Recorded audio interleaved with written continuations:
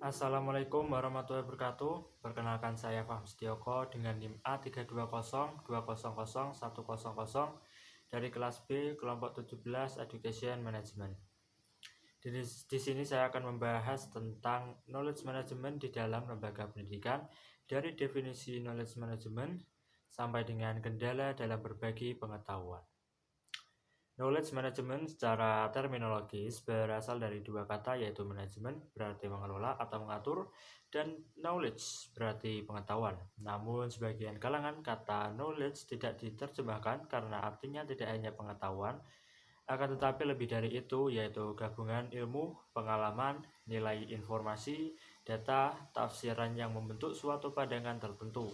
Jadi secara sederhana, knowledge management berarti proses pengelolaan pengetahuan. Definisi mengenai knowledge management sangatlah banyak. Dari banyaknya definisi tersebut, jelas bahwa manajemen pengetahuan adalah aktivitas antar individu di sebuah organisasi yang dikelola melalui proses pengumpulan, penyusunan, penyimpanan, dan pengaksesan informasi untuk meningkatkan efektivitas, efisiensi, dan produktivitas organisasi. Syarat definisi knowledge management menurut Tannenbaum yang dapat dijadikan sebagai suatu konsensus sehingga seseorang mendapatkan pemahaman yang lebih komprehensif terhadap definisi manajemen pengetahuan.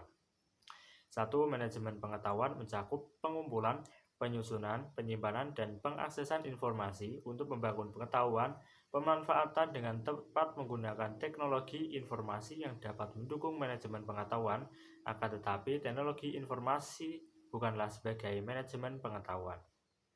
Kedua, manajemen pengetahuan mencakup berbagi pengetahuan atau sharing knowledge. Ketiga, manajemen pengetahuan terkait dengan pengetahuan orang. Dan keempat, manajemen pengetahuan terkait dengan peningkatan efektivitas organisasi. Sebelum mengkaji lebih dalam mengenai manajemen pengetahuan, hal yang juga sangat penting untuk dipahami adalah konsep dasar tentang pengetahuan. Konsep dasar ini juga membentuk anak tangga yang berurutan. 1. Data merupakan kumpulan data-data mentah yang berupa gambar, simbol-simbol, angka yang disajikan tanpa suatu konteks, yang berasal dari hasil observasi, eksperimen, atau kalkulus.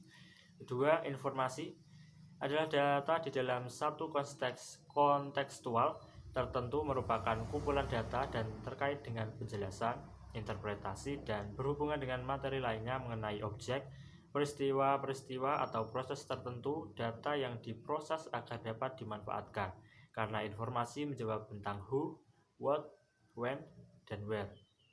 Ketiga, knowledge adalah informasi yang telah diorganisasi, disintesiskan, diringkaskan untuk meningkatkan pengertian, kesadaran, atau pemahaman aplikasi data informasi untuk menjawab pertanyaan how yang dilengkapi dengan pemahaman pola, hubungan dari informasi disertai pengalaman, baik individu maupun kelompok dalam organisasi.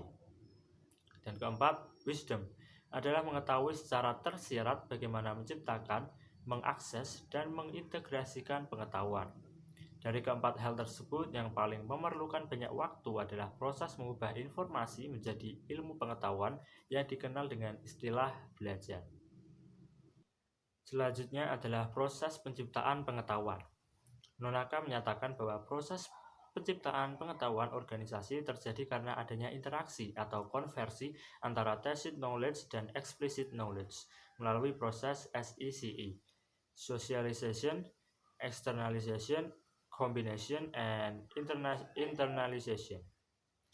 Tacit knowledge adalah pengetahuan yang pada umumnya belum terdokumentasi karena pengetahuan ini masih ada keahlian atau pengalaman seseorang. Sedangkan explicit knowledge adalah pengetahuan yang formal, sistematis, dan mudah untuk ditransfer atau dibagikan ke orang lain dalam bentuk dokumentasi. Di antara kedua bentuk knowledge yang diyakini dapat membawa organisasi pada keunggulan bersaing adalah tacit knowledge, karena sifatnya sangat personal, sehingga akan sulit untuk ditiru. Namun untuk mengoptimalkan kedua bentuk pengetahuan secara bersama, maka harus ada interaksi di antara keduanya. Interaksi tacit dan explicit knowledge dibahasakan oleh Nonaka Takeuchi sebagai proses konversi yang terdiri dari 4 yang dikenal dengan SECE model, yaitu socialization, externalization, combination, and internalization. Proses transfer pengetahuan berlangsung berulang-ulang, membentuk suatu siklus yang menyebabkan pengetahuan terus berkembang dari waktu ke waktu. Jadi, menurut konsep SICI, siklus transfer pengetahuan akan terus berputar dan berkembang. Berikut merupakan ilustrasi proses konversi knowledge. 1. Dari tacit knowledge ke tacit knowledge, yaitu sosialisasi, merupakan proses sharing dan penciptaan tacit knowledge melalui interaksi dan pengalaman langsung. Contoh, rapat, diskusi, pertemuan bulanan, dan pengaksesan pengetahuan dari sumber eksternal. Kedua, dari tacit knowledge ke explicit knowledge, yaitu eksternalisasi, merupakan pengartikulasian tacit knowledge menjadi explicit knowledge melalui proses dialog dan refleksi. Contohnya, pengkodifikasian dari hasil sosialisasi. Ketiga, dari explicit knowledge ke explicit knowledge, yaitu kombinasi, merupakan proses konversi explicit knowledge menjadi explicit knowledge yang baru melalui sistematisasi dan pengaplikasian explicit knowledge dan informasi. Keempat, dari explicit knowledge ke tacit knowledge, yaitu internalisasi, merupakan proses pembelajaran dan akuisisi knowledge yang dilakukan oleh anggota organisasi terhadap explicit knowledge yang disebarkan ke seluruh organisasi melalui pengalaman sendiri, sehingga menjadi tacit knowledge anggota organisasi. Contohnya membaca buku pelajaran, menonton film, lalu menyerap informasi, dan mendapatkan ilmu, lalu mendapatkan ide. Selanjutnya adalah kendala dalam berbagi pengetahuan. Permasalahan yang menjadi penghambat atau kendala dalam implementasi manajemen pengetahuan, terutama dalam proses berbagi pengetahuan, setidaknya disebabkan 3 hal.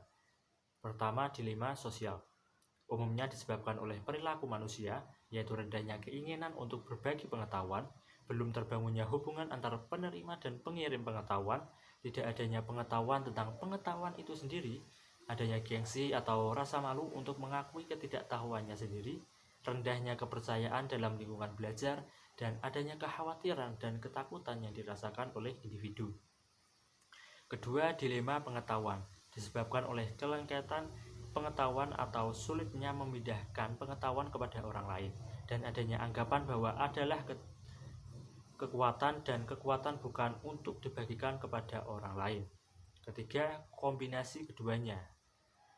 Belum tersedianya strategi pengetahuan dalam organisasi tersebut, khususnya dalam memenuhi kebutuhan pengetahuan dan mengalirkan pengetahuan di dalam organisasi itu sendiri, serta belum efektifnya strategi KM atau knowledge management dalam mengatasi hambatan berbagi pengetahuan. Dan terima kasih atas perhatiannya. Wassalamualaikum warahmatullahi wabarakatuh.